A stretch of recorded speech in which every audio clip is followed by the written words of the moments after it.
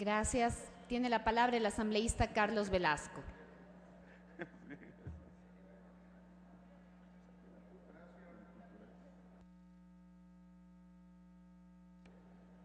Gracias, señora presidenta.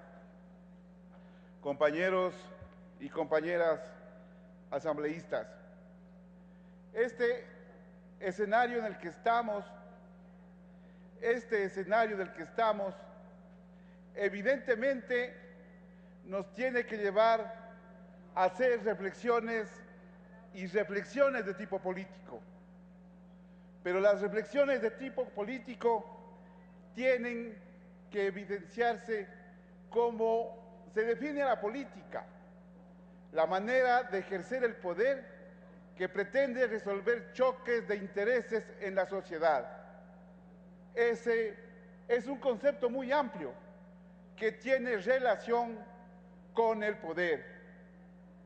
Pero las políticas públicas son la respuesta que tiene que dar cualquier Estado, no el gobierno, para determinadas demandas de la sociedad.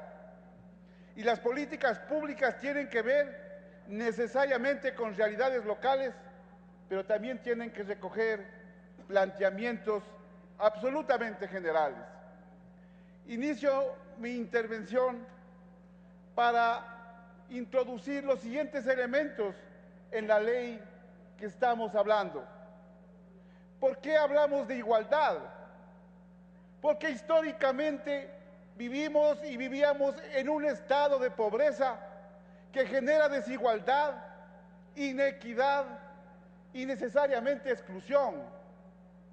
Esos círculos que ustedes están viendo y las personas que nos están escuchando tienen que hacernos pensar que esos círculos que están ahí en forma histórica y en América Latina y en el Ecuador representan a millones de seres humanos excluidos, a millones de seres humanos que no tuvieron la posibilidad de incluirse en un sistema, a millones de seres humanos y ecuatorianos que tienen esta inmensa dificultad de tener equidad. Por eso la desigualdad, la pobreza, la exclusión y la inequidad son conceptos que tienen relación con el poder, con el eje social y con el eje económico. Y eso marca necesariamente las asimetrías del poder. Yo no voy a decir que se cambie el artículo 8 o el artículo 9 o el artículo 10. No, ya lo envié ese documento para que la comisión empiece a trabajar sobre esos elementos. Por eso estamos aquí para hacer reflexiones absolutamente políticas. Y entonces el concepto de política y el concepto de ideología tiene que estar necesariamente vinculado cuando se habla de estas leyes. Necesariamente vinculado. Y por eso me parece que es fundamental hablar de otro elemento en el segundo momento que quiero intervenir. Cuando se habla de afroecuatorianos en forma histórica excluidos, cuando se habla de indígenas en forma históricamente excluidos, mestizos excluidos, indígenas o niños excluidos, ahí estamos hablando de un tema al que peligrosamente nos podemos acercar y desde la sociología se puede hablar de que estos grupos pueden estar escondiéndose o llamándose lo que se denomina un etnocentrismo.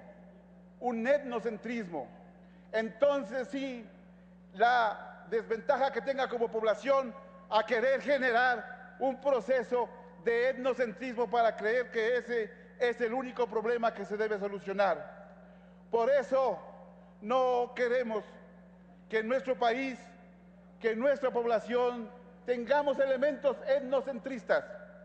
Y cuando revisamos los principios que Zobeida Gutiño, como presidenta de la comisión, los empieza a estructurar y a desarrollar, le sugerimos que incorpore el principio de universalidad que está dentro de la propia Constitución, para que se pueda incorporar este principio como eje transversal en todos los elementos que tenga que seguir discutiéndose. Lo peligroso entonces es que ahora se quieren asustar cuando pasamos de una política de exclusión a una política de inclusión. Y solo voy a dar un indicador, el coeficiente de Gini, ese indicador que habla de los ingresos o de la desigualdad de los ingresos, habla que desde el 2007 al 2012 el Ecuador empezó a mejorar. Y ese coeficiente no lo marcan ni lo hacemos ni lo hacen los tecnócratas que están en el gobierno. Es un análisis histórico que se viene haciendo en todos los países del mundo y el Ecuador empieza a mejorar. Básicamente este coeficiente de Gini tendría que ver cómo se va incorporando la desigualdad a procesos de igualdad. Y por eso no es más que este espacio y esta tribuna para decir que no queremos quitar acciones o derechos a nadie. Lo que queremos es universalizar todos estos procesos. Eso es lo que queremos.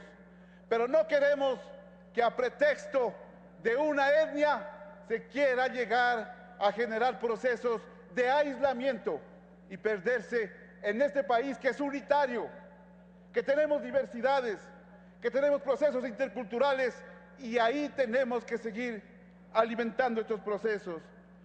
Todas las reflexiones que ahora las hacemos en el ambiente político es para decir que no queremos seguir viendo a nuestro país donde la mortalidad infantil, otro de los indicadores que hablan de una inequidad en el acceso, haya más pobres o más niñas y niñas que se mueran antes de cumplir un año de edad. Pero no solamente afros que se mueren, no solamente indígenas que se mueren, mestizas y mestizos que no alcanzan a tener en un año de edad y que todavía no tienen el acceso suficiente para llegar a las mejores condiciones de salud. Pero para hablar de este proceso de igualdad, entonces, tenemos que hablar de todo un hecho simbólico y fundamental, el cambio que se está estructurando.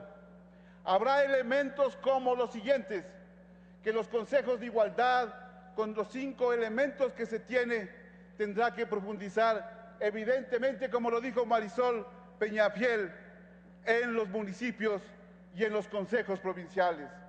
Ese es el espacio más cercano que se tiene, ese es el espacio más cercano para la realidad local y ahí tenemos que reinventar los procesos para poder acompañar. En el discurso final, señora presidenta, y le agradezco la oportunidad que me dio de intervenir, en la parte final decir que los elementos que falta construir entre la ley o el sistema que se está planteando para operativizar lo que se quiere es lo que tiene que desarrollar la mesa y en ese plano, en esa acción, todos los ecuatorianos y los legisladores que vamos en esta propuesta, que es un mandato constitucional, estamos dispuestos a apoyar y a seguir en este mismo proceso. Muchísimas gracias.